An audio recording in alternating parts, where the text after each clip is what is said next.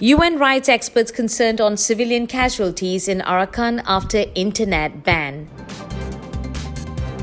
Frothy 8 Rohingya boat people detained by Myanmar Navy. Bangladesh considers backtrack on Rohingya relocation plan. 3 Rohingyas including an infant killed, 2 injured in Buthidaung military shelling. According to UN experts, the killing and displacement of civilians has worsened during fighting between the military and the Arakan army amid an information blackouts in the parts of Arakan and Chin states. Civilians, including children, continue to bear the brunt of this escalating conflict, said the 4 special rapporteurs appointed by the Human Rights Council. The rapporteurs are especially fearful for the civilians as violence has increased in the areas where an internet shutdown was recently reimposed. It is well known that human rights violations and abuses occurred during security operations in Myanmar. The blanket suspension of mobile internet cannot be justified and must end immediately, the experts said, who also called on the government to grant immediate access to the media, humanitarian organizations and human rights monitors. We are gravely concerned that children are being killed and injured and that reports suggest weapons are being used indiscriminately and precautions are not being taken to protect civilians and civilian objects such as schools and monasteries in violation of international humanitarian law, the experts said. We call on all parties to the conflict to abide by international humanitarian law and international human rights law and protect civilians at all times, said the experts.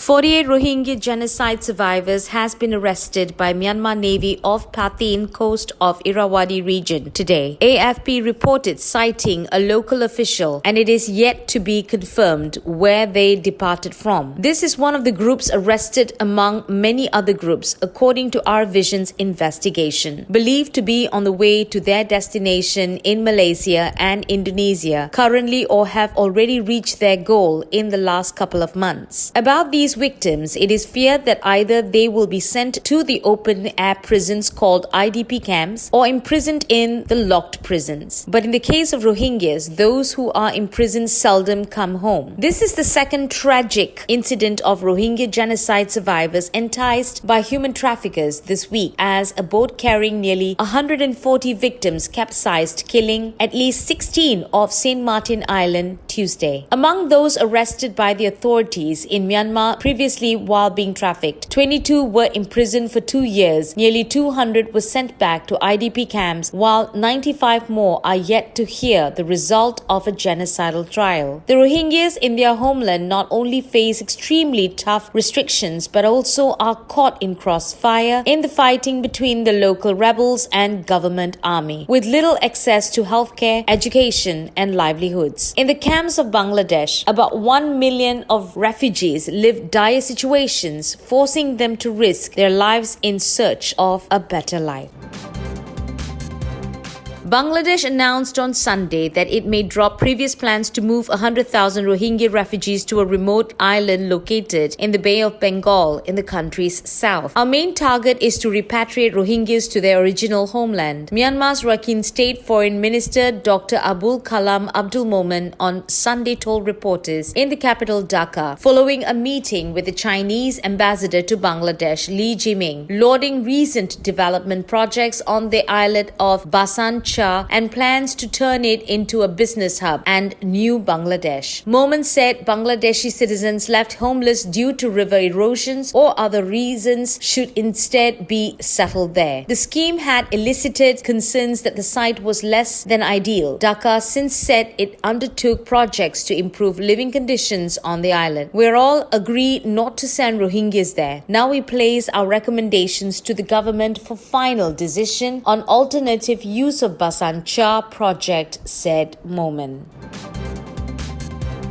3 Rohingyas, including an infant, is killed and 2 others injured in Ye Chan Pien Hua Tet Tha Yet Pien of Buthidaung as a heavy shell fired by the military site hit several Rohingya homes, including that of Sirajuddin, during the ongoing fighting between Rakhine rebels and Myanmar's state-sponsored terrorists called Tatmadaw on February 12, 2020 at around 3 p.m. An eyewitness from the village reported. The victims who are killed are Fatima Khatun, 47, Shahid Ulam, 17, and Asma Jigar, 1, and those who are injured include Salima Khatun, 22, and Abu Sufyan, 15. In another similar incident, artillery shells struck Tawway village of Kieltau Township at around 4 a.m. on Monday, killing a 15-year-old boy and wounding 2 teenagers, according to Irrawaddy. Those who are injured are hospitalized in Buthidaung and Sithway General Hospitals, respectively. Recently, tens of villages in Buthidaung and Buthidaung witnessed the fierce fighting between the colonial army and decolonizing fighters, with many of them being wholly destroyed or displaced, where the 2 sister communities, Muslim and Buddhist, equally are affected. Unfortunately, the Muslim Rohingyas are totally helpless. They neither get any support or protection from the government nor the civil societies.